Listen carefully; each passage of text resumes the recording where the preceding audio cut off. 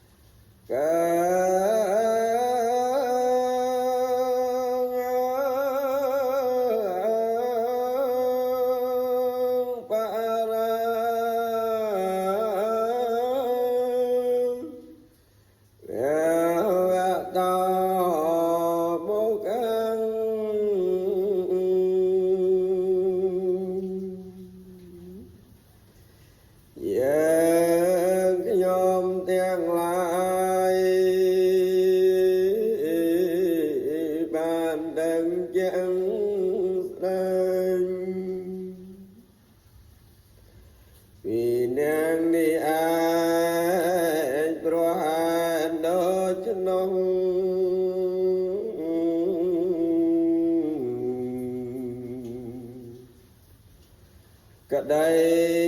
วิเนียงนิ่งบารมสองกรุงวิเนียงโดยชมองที่ประมุยตานอน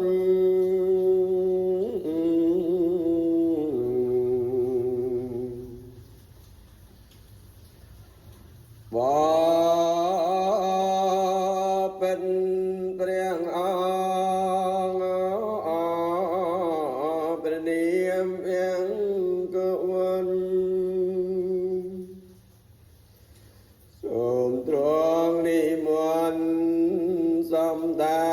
ย้อยดี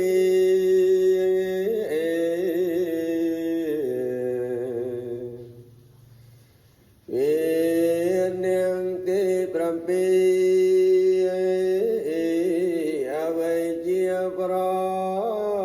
ดอินนำจัดเน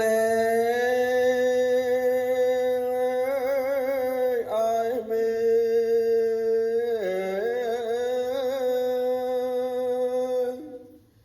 สัญกะไดวิเนียง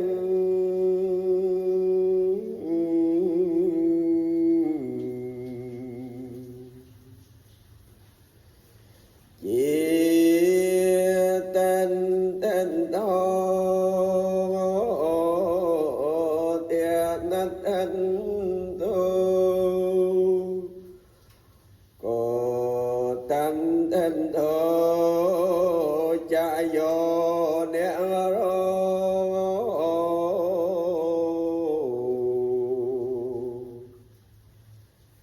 สัญ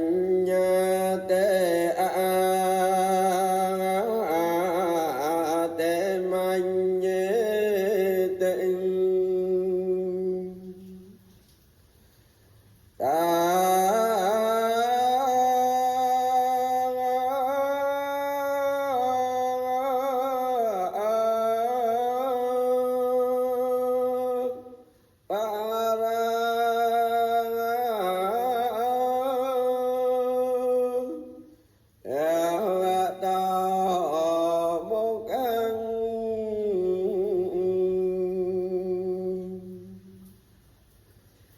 เดียงได้ประกันจิตรำตร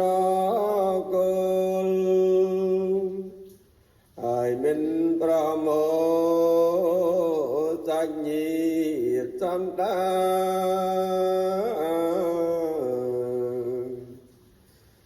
mà nghe nhiệt lô đại an lôn miên nơi chế